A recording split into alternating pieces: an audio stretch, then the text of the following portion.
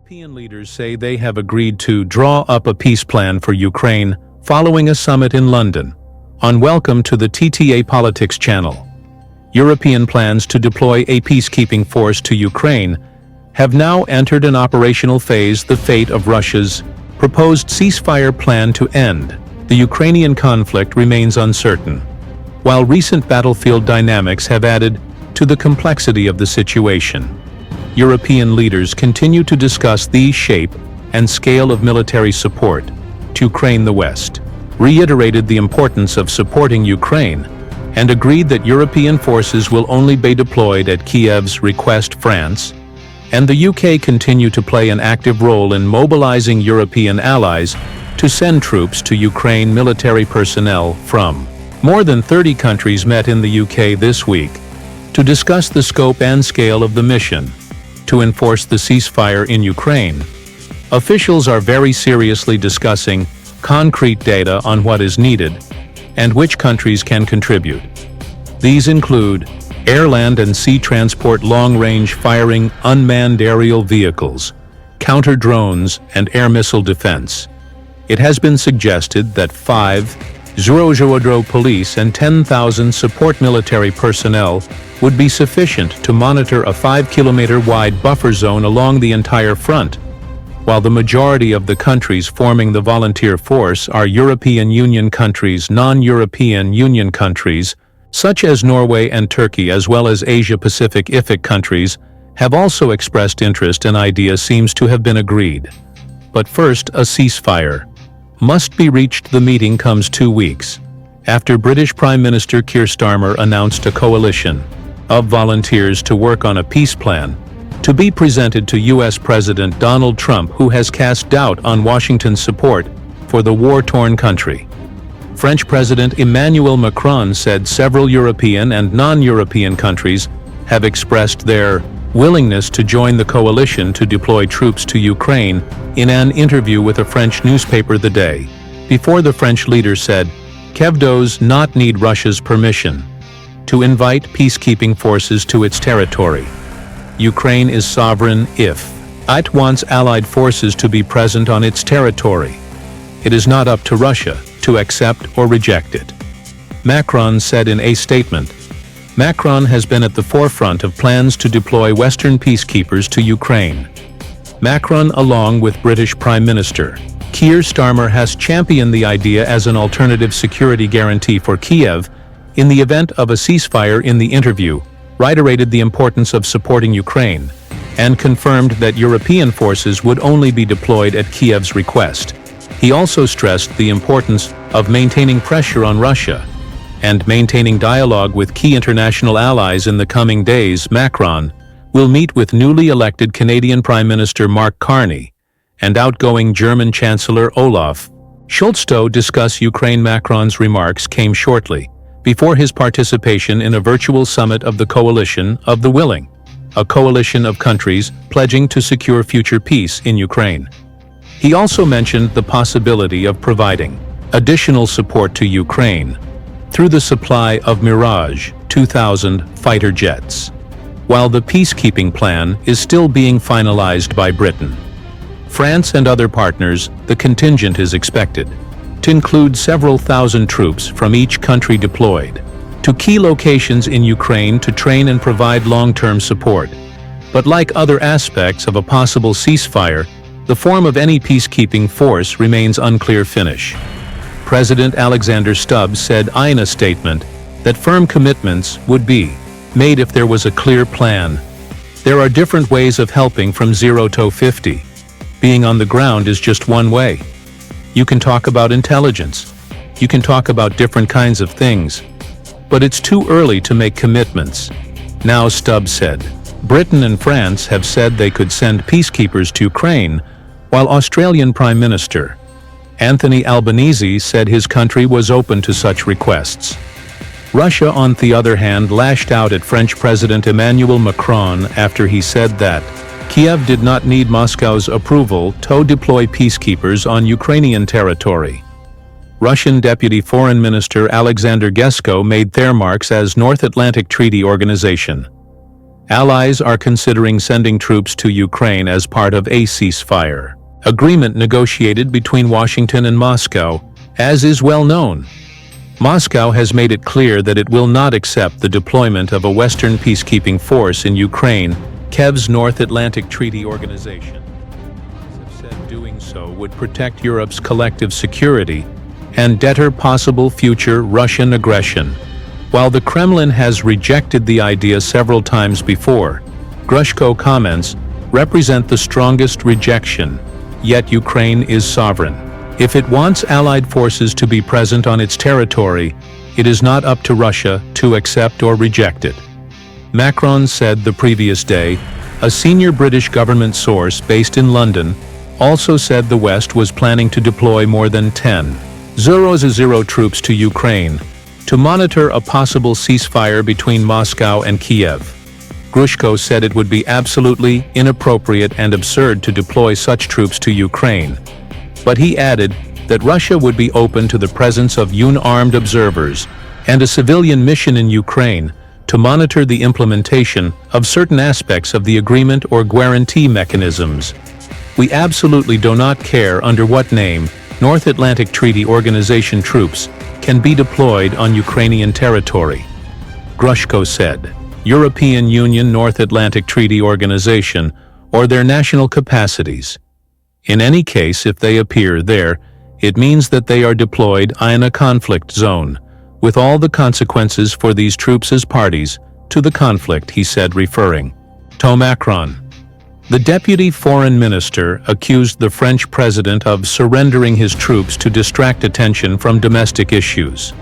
The country is going through a serious crisis. It is shaken by demonstrations. Emmanuel Macron and the political forces supporting him are not in a very strong position. Therefore, raising such a noisy issue as is sending troops is designed, among other things, to distract public attention from domestic problems. Grushko said the diplomat added that Russia would demand unequivocal guarantees in any peace deal that Ukraine would remain neutral and abandon its goal of joining the North Atlantic Treaty Organization. US officials are in talks with Moscow to end the war. Now in its fourth year, Ukraine has agreed to back a Washington-backed proposal for a 30-day ceasefire. In the war, U.S. President Donald Trump has threatened to hit Russia with widespread sanctions and tariffs if his Russian counterpart does not accept the ceasefire and peace deal in response.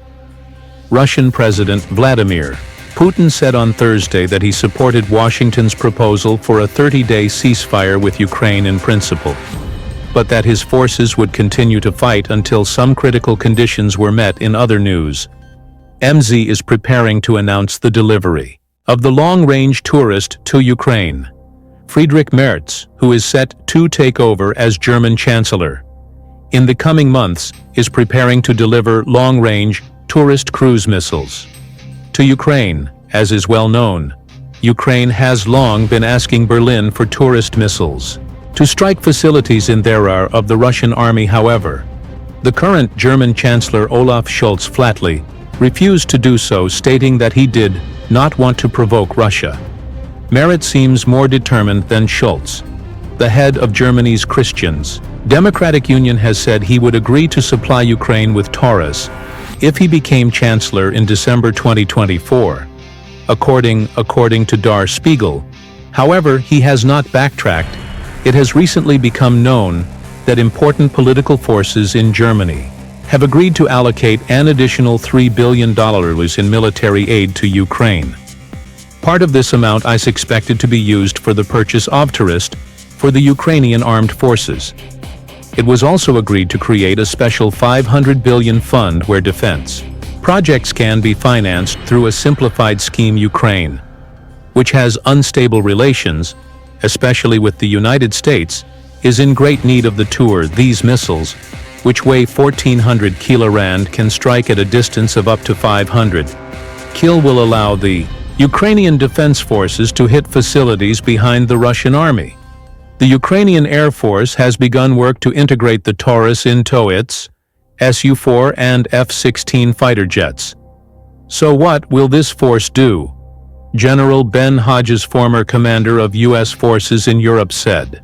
When you think of peacekeeping, you think of blue helmets, you think of the United Nations mandate. The Russians have no respect for that, and they have no chance of succeeding in this situation. He said, adding that the force must have real deterrence capabilities. In addition to armor, firepower, and support elements, the force must have the authority to use them immediately, Hodges said in a statement. According to the commander, if a Russian drone flies over our heads, they should be able to shoot it down immediately. They don't have to call Brussels or a capital to ask for permission. And the Russians will of course test all this in the first few hours. The contributing countries have agreed on this authorization. I don't think there is a consensus yet. The military source said Russia has made it clear that it opposes the idea of a multinational force in Ukraine. In an interview last month, Russian Foreign Minister Sergei Lavrov called it a daring stance and said it amounted to a continuation of provoking the Kiev regime to war with us. Ultimately, the positioning of power is also an important decision. If it is a force that is intended to be in the dividing line between Russians and Ukrainians, then number could be significantly larger, Hodges said, because the line of contact is currently 1.10 km long and troops would have to be sent in and out, alternately over a long period of time, perhaps years. Hodges said another possibility could be to deploy a reaction force behind the Ukrainians, so that if Russia does something, these guys will be deployed forward to deal with it. They said this would be safer for the troops, but probably less effective initially because they would be testing how long it would take the Russians to react. So who is in the coalition of the willing that could secure peace in Ukraine under an initiative led by Britain and France? Troops from a range of European and North Atlantic Treaty Organization countries could be deployed to Ukraine as peacekeepers to prevent Vladimir Putin from rearming and attacking in the future. Zaire here said, Europe must do the heavy lifting on defense, and several countries have expressed interest in being part of the coalition. So who is in, who is out, and what is behind these words? The Prime Minister said that Britain, France, and Ukraine would work together on a peace agreement that could be presented to the United States. The countries committed to working together on this agreement will form a coalition of the willing in the event of a ceasefire. The coalition countries could consider sending troops to Ukraine to act as peacekeepers. Military analyst Michael Clark said, it would have to be a coalition of the willing, because there are at least 2 North Atlantic Treaty Organization members. Slovakia and Hungary have a veto on anything Putin doesn't like. This approach would allow the members of the North Atlantic Treaty Organization to act as a group, not under the umbrella of the North Atlantic Treaty Organization, thus avoiding vetoes by member states that do not approve or do not want to be involved. Prof. Clark said Sir Keir had been quite coy about who was willing. The initiative is led by Britain and France. It seems likely that both countries will join the coalition. Both have powerful militaries, and both are also the only countries in Europe with nuclear weapons. The important thing is that Britain and France will lead this because they are the 2 most important military powers in Europe. Prof. Clark said it is noteworthy that French President Emmanuel Macron first raised the possibility of deploying French troops in Ukraine last year but rejected it. The Baltic states, Estonia, Lithuania, and Latvia are also likely to be involved. Prof. Clark said all 4 countries are in the North Atlantic Treaty Organization and share borders with Russia. Finland's foreign minister said on March 12 that the country would absolutely be part of the coalition. We are definitely part of the coalition of the willing, and we are looking at the package of capabilities we need to put on the table to help Ukraine secure itself. Elena Valin said in a statement, Turkey, which has the 2nd largest army in North Atlantic Treaty Organization, is ready to send peacekeepers to Ukraine if needed. Spain will participate in a European military mission to Ukraine, despite strong opposition from its government's allies, although not in Europe. Canada a member of the North Atlantic Treaty Organization, also appears to be a potential contributor to the coalition of volunteers when asked about the possibility of deploying troops as part of a peacekeeping force. Former Prime Minister Justin Trudeau said Canada looked at how it could best help, and ASI said a few days ago everything is on the table. Australian Prime Minister Anthony Albanese said he was open to sending troops to Ukraine as peacekeepers. There are discussions about potential peacekeeping at the moment, and in terms of my government, given that Australia has historically played an important role in a number of peacekeeping areas, we are open to considering any proposals going forward, Albanese said in his speech. But can Europe pull it off? Britain and France are leading the effort to hold this multinational force together. They are experienced in this, having led the formation of victorious coalitions in two world wars. Their recent history has been bumpy. France's last major overseas operation to drive armed groups out of Mali and the Sahel ended in failure. Britain's last mobilization was for the Second Gulf War in 2003 and Afghanistan in 2009, according to the military balance published by the International Institute for Strategic Studies in London. The UK's standing armies today number 140, and France's $202,000.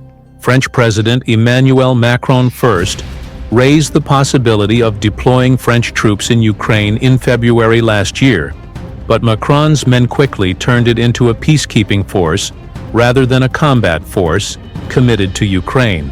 Starmer announced Britain's readiness to send troops to Ukraine as part of a peacekeeping force. Ahead of a summit in Paris on February 17th, Europe's purse strings were opened earlier this month when European leaders agreed to write off increases in defense spending. European Union President Ursula von said this could generate $800 billion or $874 billion in new defense investment. Others were not so sure that Europe would act. Dimitri's Andrew Grimes, a decorated U.S. Special Forces commander who fought in the Second Gulf War, said, "When I see European officials throwing out numbers saying, they're going to invest in this, they're going to do this, it's all empty. To date, they have not delivered on that." Antonio Costa, president of the European Council, said European defense budgets have increased by an average of only 30% during the three-year war in Ukraine. Grimes believes that the fear of death rather than money has hampered Europe's defense autonomy for decades. We saw in the Balkans and in Afghanistan it was all support-level activities that were inside the wire. He said, referring to base camp activities, "This is very different from being on the front line." As a recent example, we cited Britain's withdrawal last summer from a plan to inspect a floating dock in Gaza and secure humanitarian operations. Suchrigor Grimm said would have led to a few small units going in, symbolically to show they were there, full of warnings about what they can and cannot do, where, and would have taken a very long time to put together the plan. On the other hand, is that the European Union will support the Ukrainian armed forces while strengthening its own defenses. Ursula von, president of the European Commission, said that Europe will support the strengthening of Ukraine and its armed forces. At the same time, Europe will strengthen its own defenses. She specially thanked British Prime Minister Keir Starmer for today's video conference on support for Ukraine. The president of the European Commission also reaffirmed his support for the ceasefire agreement, noting that the next step is now in Russia's hands. And I thank K. Starmer for hosting today's leader meeting. We reiterate our support for Ukraine's ceasefire agreement.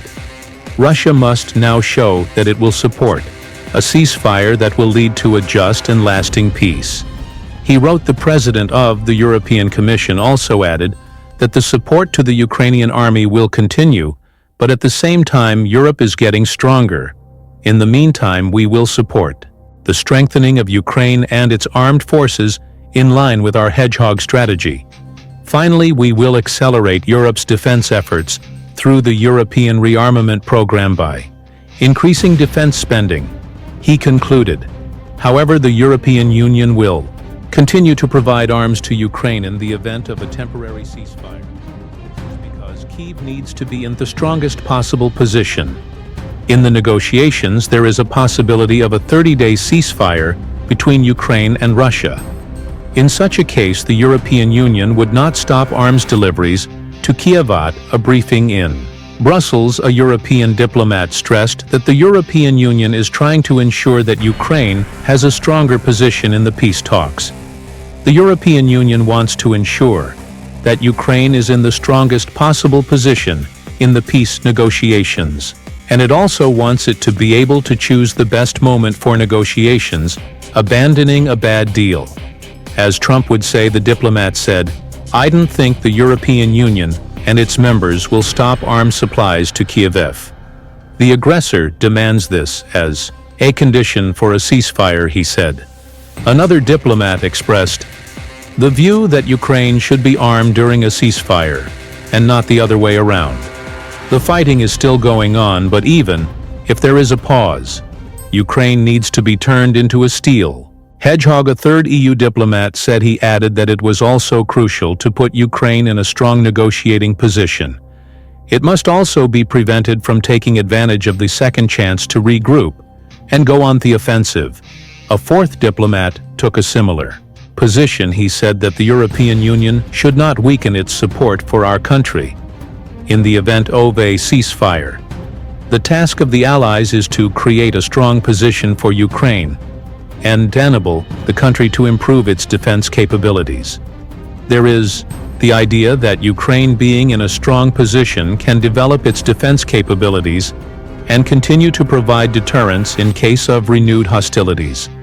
The diplomat said at the meeting, a total of 35 countries agreed to provide arms, logistics, and intelligence support to a possible peacekeeping mission. But Britain and France are expected to provide the bulk of the troops, and this is not a simple force. We are talking about a significant force with many countries sending troops, and a much larger group contributing in other ways. So what do you think about this issue? We would appreciate it if you indicate in the comments. Thank you for watching us. Do not forget to subscribe to our channel, turn on notifications, and like to support us politics news.